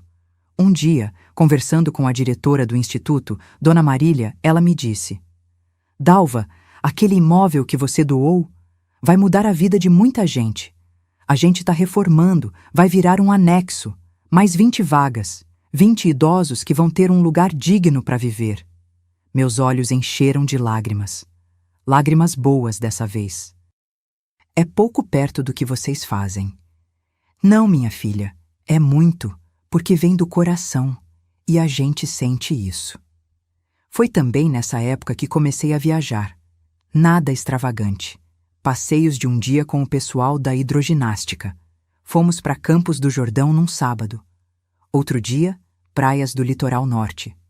Coisas simples, mas que me enchiam de uma alegria que eu não sentia há anos.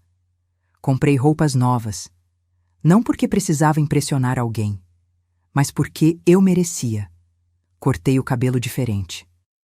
Mais curto, mais moderno. A cabeleireira disse: Nossa, dona Dalva, a senhora ficou 10 anos mais jovem. E sabe o que era engraçado? Quanto mais eu me cuidava, mais eu me distanciava da ideia de ser aquela velha coitada que o Ricardo e a Fabiana tinham na cabeça.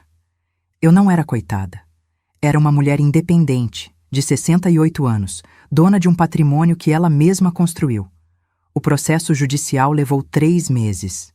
3 meses de idas e vindas, audiências, avaliações psicológicas. Ricardo e Fabiana tentaram me pintar como desequilibrada, como alguém que tinha surtos e não tinha condições de conviver com uma criança. Mas o Dr. Mendes foi cirúrgico. Apresentou os laudos psicológicos, apresentou testemunhas, clientes da loja, professoras da hidroginástica, a diretora do instituto, todas falando da Dalva equilibrada, lúcida, saudável. E então ele apresentou a bomba, a investigação financeira de Ricardo e Fabiana, R$ 143 mil em dívidas. 3 processos de cobrança correndo, salários dos 2 somados, R$ 8.500. Despesas mensais, mais de 12 mil. As contas não fechavam. Estavam atrasando condomínio, IPTU, até mesmo a mensalidade da escola do Miguel. O juiz olhou aqueles documentos com uma expressão grave. Então o senhor Ricardo, ele disse na última audiência, está me dizendo que sua mãe não tem condições de conviver com a criança, mas o senhor que está com 3 processos de cobrança e deve quase o equivalente a 2 anos de salário, tem? Ricardo ficou vermelho. São situações diferentes, Excelência. Não me parece. Na verdade, me parece que a senhora Dalva é a pessoa mais equilibrada financeira e emocionalmente nessa sala. A sentença saiu 2 semanas depois. Favorável a mim. Convivência garantida todo segundo e quarto domingo do mês, das 9 da manhã às 6 da tarde. E toda quarta-feira, das 3 às 7. direito de buscar na escola, direito de levar para minha casa, sem supervisão. Quando o Dr. Mendes me ligou com a notícia, sentei na cadeira e chorei. Chorei porque ia ver meu neto. Chorei porque tinha vencido. Chorei porque pela primeira vez a justiça tinha me enxergado. O primeiro domingo chegou. 9 da manhã, toquei o interfone. Dessa vez, sabendo que eles eram obrigados a me atender. Alô? Voz da Fabiana, seca. Sou eu. Vim buscar o Miguel. Silêncio. Depois, o portão abriu. Subi. A porta do apartamento estava entreaberta. Empurrei. Fabiana estava na sala, de braços cruzados. Ricardo em pé, perto dela. Miguel! Chamei. Ele apareceu correndo do quarto. E quando me viu, o rostinho dele se iluminou. Vovó! Pulou nos meus braços. Cheirinho de shampoo de criança, abraço apertado, risada gostosa. Oi, meu amor. A vovó estava com tanta saudade. Eu também, vovó. Você sumiu. Olhei para Ricardo. Ele desviou o olhar. Não sumi não, meu anjo. Só estava resolvendo umas coisas, mas agora a gente vai poder se ver todo domingo. Que tal? Sério? Todo domingo? Todo domingo. Os olhos dele brilharam. Fabiana pigarreou, forçada. Às 6 ele tem que estar de volta. Às 6 em ponto, confirmei. Peguei a mochilinha que ela tinha preparado. Roupas, lanches. Segurei a mão do Miguel. Olhei uma última vez para o Ricardo. Até às 6. Saímos. E quando a porta se fechou atrás de mim, senti uma onda de vitória tão grande que quase me derrubou. Passei o dia inteiro com o Miguel. Levei ele no parque, compramos pipoca, brincamos no balanço. Almoçamos num restaurante simples, mas gostoso. Ele falou da escola, dos amigos, dos desenhos que gostava. E eu? Eu só ouvia, guardando cada palavra, cada sorriso, cada momento. Às 6, trouxe ele de volta. Toquei o interfone. Alô? Ricardo dessa vez. Trazendo o Miguel. A porta abriu. Ricardo desceu para buscar. Ficamos ali, no hall, num silêncio constrangedor. Ele se comportou? Perguntou sem me olhar. Perfeitamente. É um menino educado, amoroso. Ricardo olhou para o filho, depois para mim. Mãe, eu... Não, Ricardo, não agora. Talvez um dia a gente consiga conversar de verdade, mas não hoje. Ele assentiu. Pegou a mão do Miguel. Vamos, filho. Tchau, vovó. Até domingo. Até domingo, meu amor. Vi eles entrarem no elevador. E fiquei ali, sozinha no hall, com um sorriso no rosto. Eu tinha perdido meu filho, mas tinha recuperado meu neto. E, acima de tudo, tinha recuperado a mim mesma. 6 meses se passaram desde aquela sentença. 6 meses de domingos com o Miguel. 6 meses de reconstrução. E 6 meses assistindo, à distância, Ricardo e Fabiana se afundarem cada vez mais. Porque a verdade é que eu não precisei fazer nada contra eles. Eles se destruíram sozinhos. Foi numa quarta-feira à tarde, quando eu estava buscando o Miguel na escola, que percebi algo diferente. Ele estava mais quieto que o normal. Abraçou minha perna com força quando me viu, mas não falou nada no caminho para o carro. Tá tudo bem, meu amor? Perguntei, ajustando o cinto de segurança dele. Ele olhou pela janela, os olhinhos marejados. Vovó, por que papai e mamãe brigam tanto? Meu coração apertou. Às vezes os adultos passam por momentos difíceis, meu anjo. Mas não é culpa sua, tá? Nunca é. Ontem eles gritaram muito. Mamãe jogou num prato na parede, quebrou tudo. Segurei o volante com mais força. E você, onde estava? No meu quarto, com as mãos no ouvido. Eu não gosto quando eles gritam. Aquela criança de 7 anos tentando se proteger do caos que os pais tinham criado. Quis descer do carro, voltar naquele apartamento e gritar com os dois. Mas me controlei. Por ele. Vem, vamos tomar um sorvete. E você não precisa pensar nisso agora, tá bom? Ele sorriu. Um sorriso pequeno, mas verdadeiro. Levei ele para a sorveteria. 2 bolas de chocolate. Conversamos sobre dinossauros, A nova paixão dele. Sobre a prova de matemática que tinha tirado 9. Sobre o amiguinho novo da escola. Mas quando levei ele de volta, às 7 da noite, a Fabiana que abriu a porta estava diferente. Cabelo desarrumado, olheiras profundas, roupa amassada. A maquiagem impecável que ela sempre usava não estava lá.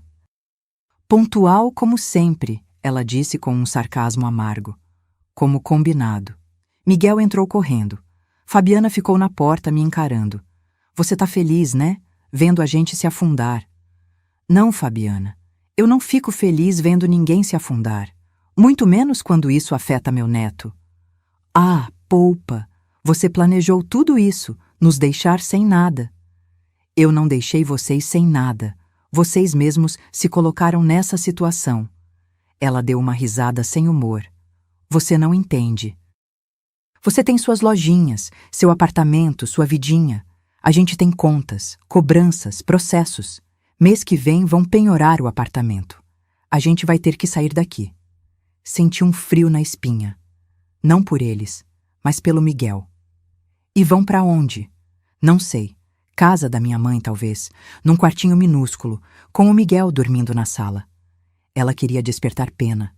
Queria que eu abrisse a carteira de novo. Que eu salvasse mais uma vez. Vocês têm salário, podem alugar um lugar menor, mais barato. Ajustar o padrão de vida. Ajustar? Ela cuspiu a palavra. Você sabe quanto custa criar uma criança hoje em dia? Escola particular, plano de saúde, roupas, comida? Sei. Criei um filho sozinha depois que meu marido ficou doente. E você sabe como eu fiz? Trabalhei. Ajustei, cortei supérfluos, não saí pedindo ajuda e depois cuspindo na mão de quem ajudou. Ela me olhou com ódio puro. Um dia você vai precisar da gente, e a gente vai lembrar disso tudo. Talvez. Mas se eu precisar, vou arrumar outra forma de resolver, porque eu aprendi que depender de quem não te ama é o pior tipo de prisão. Fechei a porta na cara dela, ou melhor, ela fechou na minha. Voltei para o carro tremendo, de raiva, de tristeza, de preocupação pelo Miguel. Mas não recuei. Foi 2 semanas depois que recebi a ligação. Dr. Mendes. Dalva, tenho novidades. O que aconteceu? Ricardo e Fabiana estão se divorciando. Fiquei em silêncio, processando. Quando? Ela entrou com o pedido ontem. Alegou incompatibilidade. E está pedindo a guarda integral do Miguel. Integral? E o Ricardo? Aparentemente ele concorda. Disse que não tem condições de cuidar sozinho. Meu filho estava desistindo do próprio filho. E quanto ao Miguel vir morar comigo? Dalva, a gente pode tentar, mas é difícil tirar a guarda de uma mãe, mesmo numa situação complicada. Então, o que eu faço? Por enquanto, continua sendo a avó presente. Continua mostrando que você é uma referência estável na vida dele. Se a situação deles piorar ainda mais, a gente pode entrar com pedido de guarda. Mas precisa de provas concretas de negligência. Desliguei o telefone com o coração pesado. Os meses seguintes foram caóticos. O apartamento foi penhorado. Ricardo e Fabiana tiveram que sair. Ele foi morar num kitnet alugado no Brás. Ela e Miguel foram para a casa da mãe dela, na Zona Leste. A escola particular tiveram que tirar. Miguel foi transferido para uma escola pública, boa, mas diferente. Ele estranhou. O carro importado foi para o leilão. Fabiana agora andava de ônibus. E as brigas pioraram, porque agora, além das dívidas, tinha a divisão de bens. Que bens? Nenhum. Mas tinha a culpa, e a raiva, e o ressentimento.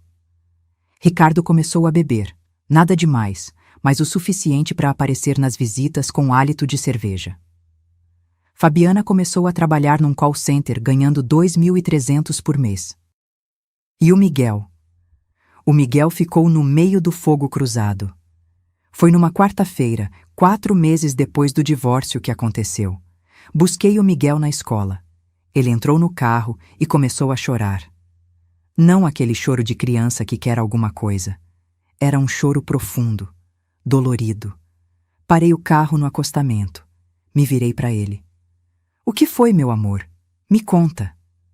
Entre soluços, ele disse: Vovó, eu não quero mais morar com a mamãe. Ela só grita, só chora. Ela disse que a culpa de tudo é minha. Que se não fosse por mim, ela podia ter uma vida melhor. Senti o sangue ferver nas minhas veias. Ela disse isso para você? Ele assentiu, limpando as lágrimas com as costas da mão. E o papai não vem mais me ver. Disse que está ocupado, mas eu sei que ele não quer. Ele não gosta mais de mim. Aquela criança de 8 anos, acreditando que os pais não gostavam mais dela, por causa de dinheiro, por causa de orgulho, por causa de egoísmo. Abracei ele ali mesmo, no carro. Deixei ele chorar no meu ombro e jurei para mim mesma que ia fazer alguma coisa. Naquela noite, liguei para o Dr. Mendes. Quero a guarda do Miguel. Dalva, a gente conversou sobre isso. É difícil. Não me importa se é difícil. Ele me disse hoje que a mãe falou que a culpa de tudo é dele. Isso é abuso emocional. Isso é negligência. Silêncio do outro lado. Você tem como provar? Vou arrumar. E arrumei. Comecei a gravar as conversas com o Miguel. Com permissão dele, claro. Comecei a documentar tudo. Os dias que Fabiana não buscava na escola e deixava ele esperando. As vezes que Ricardo desmarcava as visitas. Os cadernos sem assinar. As roupas velhas, rasgadas. Juntei tudo. E 3 meses depois, entramos com o pedido oficial de guarda. A batalha judicial foi brutal. Fabiana se defendeu com unhas e dentes. Disse que eu estava manipulando o neto, que eu queria me vingar através dele, mas os fatos falavam mais alto. A assistente social foi na casa da mãe da Fabiana. Voltou com um relatório devastador. Quarto minúsculo, compartilhado com 2 primos. Falta de espaço para estudar. Ambiente tenso, com brigas constantes. Foi na casa do Ricardo, kitnet de 20 metros quadrados, bagunçado, cheiro de cerveja. Nem cama pro Miguel tinha. E foi na minha casa, apartamento espaçoso, limpo, organizado, quarto arrumado especialmente pro Miguel. Livros, brinquedos, escrivaninha. A sentença demorou 6 meses. 6 meses de ansiedade, de noites mal dormidas, de orações. E então, numa terça-feira de março, Dr. Mendes me ligou. Dalva, senta. Me diz logo. Você ganhou. Guarda integral do Miguel. Ricardo e Fabiana têm direito de visita quinzenal, supervisionada inicialmente. Desabei no sofá. Chorei. Chorei de alívio, de gratidão, de exaustão. Meu neto ia morar comigo. Eu tinha vencido, mas a um custo alto. Porque no processo, perdi de vez qualquer chance de reconciliação com meu filho. Ele me olhava agora não como mãe, mas como inimiga, como a pessoa que tinha destruído sua vida. Mas eu tinha que escolher, e escolhi a criança inocente. Escolhi o Miguel. 2 anos se passaram desde que Miguel veio morar comigo. 2 anos que transformaram completamente nossas vidas, dele e minha. Miguel tinha agora 10 anos. Um menino esperto, cheio de vida, que tinha recuperado o sorriso que eu achei que tivesse perdido para sempre. Ele estudava numa escola boa, não particular, mas pública de qualidade. Tirava notas excelentes, tinha amigos, praticava judô 2 vezes por semana. Eu que paguei as aulas e ele amava. Todo dia, quando voltava da escola, a gente sentava na mesa da cozinha. Eu preparava um lanche, pão de queijo quentinho, suco de laranja. E ele me contava sobre o dia. As aulas, os professores, os colegas. Às vezes reclamava da lição de matemática. Outras vezes vibrava porque tinha ganhado um jogo no recreio. Era rotina, simples, banal até. Mas para mim, era tudo. Porque eu tinha descoberto algo nos meus 70 anos. O amor verdadeiro não precisa ser complicado. Não precisa de grandes gestos, precisa de presença, de consistência, de estar ali todo dia mostrando que a pessoa importa. E o Miguel importava, mais do que qualquer coisa. Ricardo e Fabiana continuaram suas vidas, cada um no seu canto. O divórcio tinha sido finalizado há 1 ano e meio. Ela tinha arrumado um emprego melhor, numa empresa de telemarketing como supervisora. Ganhava 4.000 por mês agora. Tinha alugado um apartamento pequeno, mas dela. Estava reconstruindo aos poucos. As visitas com o Miguel eram quinzenais. No começo, ela vinha buscá-lo tensa, agressiva, jogando farpas. Mas com o tempo, foi amolecendo. Começou a perceber que o filho estava bem, estava feliz, estava sendo cuidado. Numa dessas visitas, uns 6 meses atrás, ela tocou o interfone fora do horário combinado. Eram 8 da noite. Miguel já estava dormindo. Fabiana, atendi surpresa. Dalva, posso subir? Só 5 minutos. Hesitei, mas abri. Ela subiu. Quando abri a porta, vi uma mulher diferente daquela que tinha berrado comigo na loja 2 anos antes. Cabelo simples, sem aqueles saltos altíssimos, sem a maquiagem pesada. Parecia humana. Desculpa aparecer assim, ela disse, voz baixa. Eu precisava falar com você. Pode falar. Ficamos na sala, sentadas no sofá que um dia já tinha sido palco de tantas conversas com Arnaldo. Fabiana olhava para as mãos, nervosa. Eu errei muito, ela começou. Com você, com o Ricardo, com o Miguel. Não respondi, só esperei. Eu fui gananciosa, egoísta. Achei que dinheiro ia resolver todos os nossos problemas, mas só piorou tudo. Por que você está me dizendo isso agora? Porque eu quero que você saiba que eu sou grata por você ter ficado com o Miguel, por ter dado para ele a estabilidade que eu não consegui dar. Isso me pegou desprevenida. E eu queria te pedir desculpas, de verdade, não porque eu quero alguma coisa, mas porque você merece ouvir isso. Olhei bem para ela, procurando sinais de manipulação, de falsidade. Mas tudo que vi foi arrependimento genuíno. Eu aceito suas desculpas, Fabiana, mas você precisa entender. O Miguel não é uma moeda de troca. Nunca foi. Ele é uma criança que merece ser amada sem condições. Eu sei, e eu tô tentando ser melhor, para ele. Ela foi embora naquela noite. E desde então, as coisas melhoraram entre nós. Não éramos amigas, jamais seríamos. Mas tínhamos um respeito mútuo. E pelo bem do Miguel, isso era suficiente. Ricardo foi mais difícil. Ele continuava vindo nas visitas, mas sempre distante. Frio. Levava o Miguel para o shopping, para o parque, mas era como se estivesse cumprindo uma obrigação. Não havia conexão.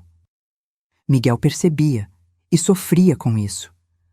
Vovó, por que papai não conversa comigo? Ele fica só no celular quando a gente sai. Seu pai está passando por um momento difícil, meu amor, mas isso não tem nada a ver com você. Ele tá bravo comigo?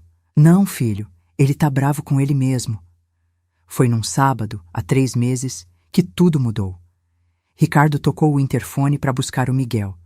Mas quando abri a porta, ele não estava sozinho. Tinha uma mulher ao lado dele. Jovem, uns 30 e poucos anos, sorriso tímido.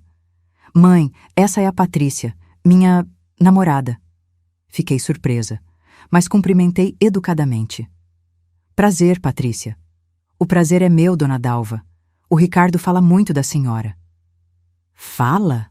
Olhei para o meu filho, incrédula. Ele desviou o olhar, constrangido. Miguel apareceu, mochila nas costas, e ficou curioso com a moça. Quem é você? Sou a Patrícia, amiga do seu pai. Ah, legal. Eles foram embora. E eu fiquei pensando naquilo o dia inteiro. À noite, quando o Ricardo trouxe o Miguel de volta, pedi para ele subir, sozinho. Só nós dois. Ele hesitou, mas subiu. Ficamos na sala, igual aquela vez com a Fabiana. Mas o clima era diferente, mais pesado, mais doloroso. Você vai casar com ela? Perguntei, quebrando o silêncio. Não sei ainda, mas ela é diferente, mãe. Ela me faz querer ser melhor. Fico feliz por você. Ele me olhou surpreso. Fica? Fico. Eu nunca quis sua infelicidade, Ricardo. Só queria que você me respeitasse. Silêncio. Ele engoliu seco. Eu sei que eu fui um péssimo filho. Eu sei que te machuquei de formas que não têm conserto. Não tem mesmo. Mas eu queria tentar, recomeçar. Não como era antes, porque isso não volta, mas como algo novo. Meus olhos arderam, mas não deixei as lágrimas caírem. Ricardo, eu te perdoei, já perdoei faz tempo, porque guardar rancor só me machucaria, mas confiança, isso você vai ter que reconquistar, passo a passo. Eu entendo. E o Miguel? Você vai estar presente de verdade? Ou vai continuar sendo aquele pai ausente que aparece só para cumprir tabela? Ele abaixou a cabeça.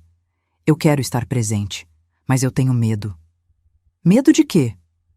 Medo de estragar, de não ser bom o suficiente, de ser com ele o que fui com você.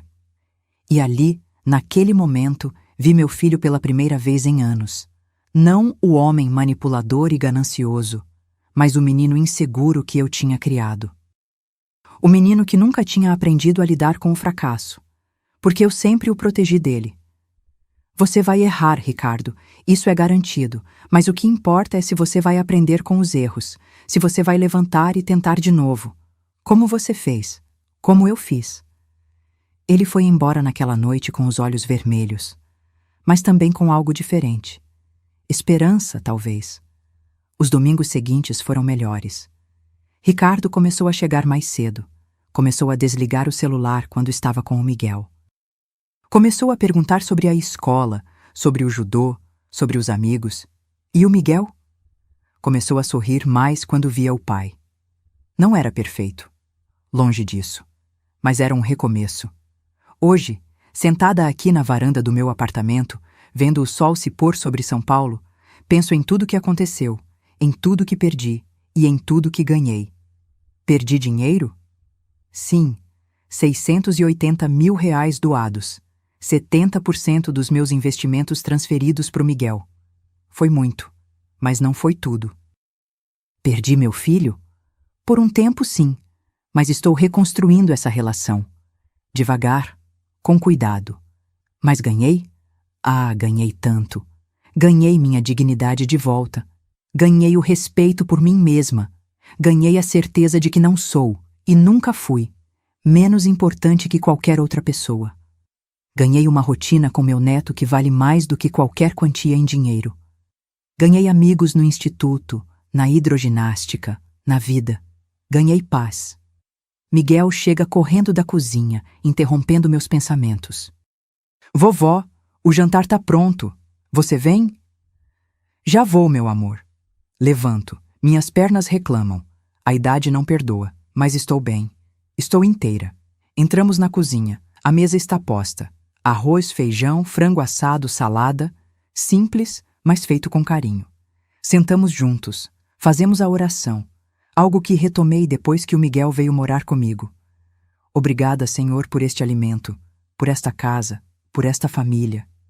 Família. Não é mais como eu imaginava que seria, mas é real. E é minha. Comemos conversando sobre o teste de português que o Miguel tem amanhã, sobre o campeonato de judô no mês que vem, sobre a viagem que estamos planejando para as férias. Gramado, ele sempre quis conhecer. Depois do jantar, ele vai para o quarto fazer lição.